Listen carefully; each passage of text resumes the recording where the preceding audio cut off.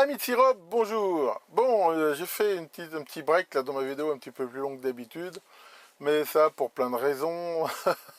Un planning familial chargé, des contrôles à faire pour mon diabète, une connexion internet plus ou moins pourrie et plutôt plus que moins.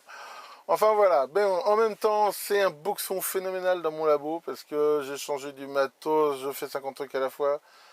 Donc là, je vais essayer de reprendre un truc un peu normal. Donc là, je fais une toute petite vidéo. Alors pourquoi je me suis fait une petite frayeur dans tout le bordel que je suis en train de faire. À un moment donné, j'avais besoin de mon analyseur de spectre. Je l'allume. Enfin, et puis je vois que bah, le bouton clignote pas normalement. Enfin, qu'il n'est pas alimenté. Je me dis, oula, est-ce que j'ai besoin de ça? Je me suis fait un peu peur. Et en fait, après quelques essais, je me suis aperçu que c'est le cordon, le bête cordon standard d'alimentation qui marche pas. Et en regardant d'un peu plus près, je me suis aperçu que ce cordon, et on va voir pourquoi, c'est vraiment une belle saloperie. Hein. Comme l'avait montré, je mettrai un lien là, sur la vidéo d'Andreas, là, Abyss01, qui montre des trucs sympas, où déjà il avait montré, il était aussi tombé sur un câble un peu limite comme ça.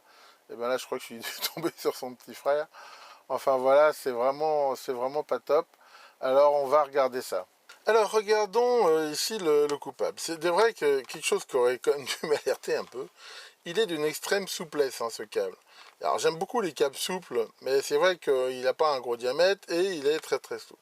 Alors déjà, quelque chose qui est absolument incroyable, c'est quand on regarde ici ce qui a marqué sur les prises. Donc ça, c'est une prise de type C13, hein, un standard hyper connu.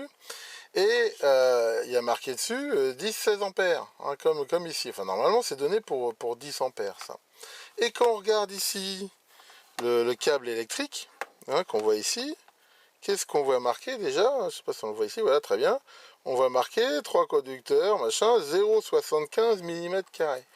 Déjà, c'est un petit peu limite, hein, 0,75 mm² pour 10 ampères, c'est pas top. Alors, juste pour rigoler, j'ai mesuré, donc en effet, il y a un côté qui est coupé, alors je ne sais pas trop pourquoi il est coupé, hein, peut-être que le fil a cramé, mais déjà, faisons un calcul. C'est très simple, j'ai mesuré la résistance avec mon super système Kelvin, là, et ça fait 0,26 ohms.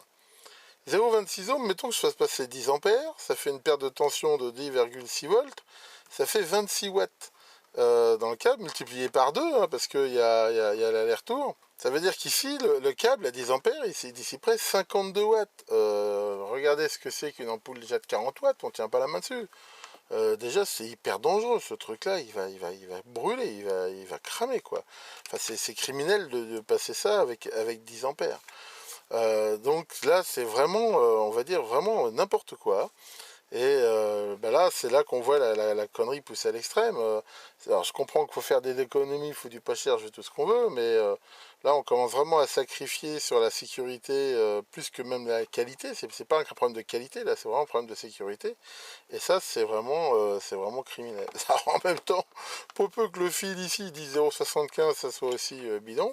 Alors, justement, on va regarder. Donc, je vais couper des deux côtés, là. De toute façon, ce câble-là, je pourrais peut-être utiliser le fil pour autre chose, mais certainement pas pour ça. Déjà, on voit qu'il est un peu noir. Alors, on va le dénuder pour voir.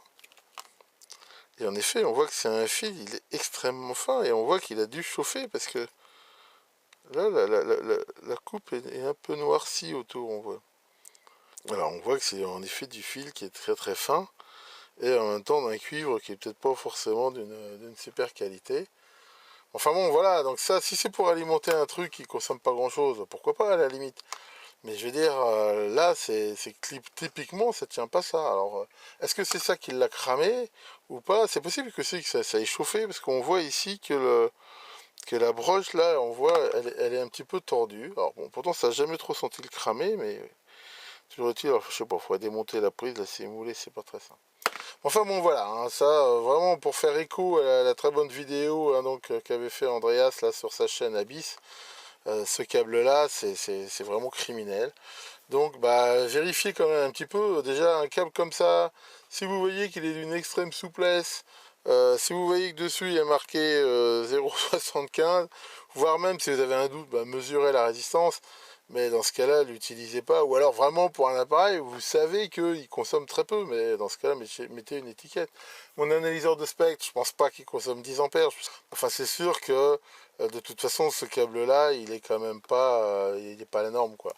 Alors maintenant, est-ce que c'est à cause de ça que ça a cramé? Est-ce que c'est en même temps il a un vis? Honnêtement, j'en sais rien. Enfin voilà, toujours est-il que, bah voilà, là on voit quand même un truc, hein. Moi j'achète beaucoup de trucs en Chine, hein. Souvent la qualité, comme je dis, elle est même plutôt bonne. Mais parfois ils ont cette insupportable manie là de gratter surtout n'importe quoi. Et là par contre, là ça devient vraiment débile. Donc voilà pour cette petite vidéo rapide. Bon, je vais reprendre un peu les choses en main. Là, je vais finir de ranger tout ça. Et je pense que je profiterai de mes vacances quand même pour faire quelques vidéos que j'espère sympas. D'ici là, que le grand Picsou bah, épargne un peu nos amis chinois là, et au moins leur fasse pas faire trop de conneries sur la sécurité. Ça évitera les drames et les incendies. Et d'ici là, bah, profitez bien des vacances.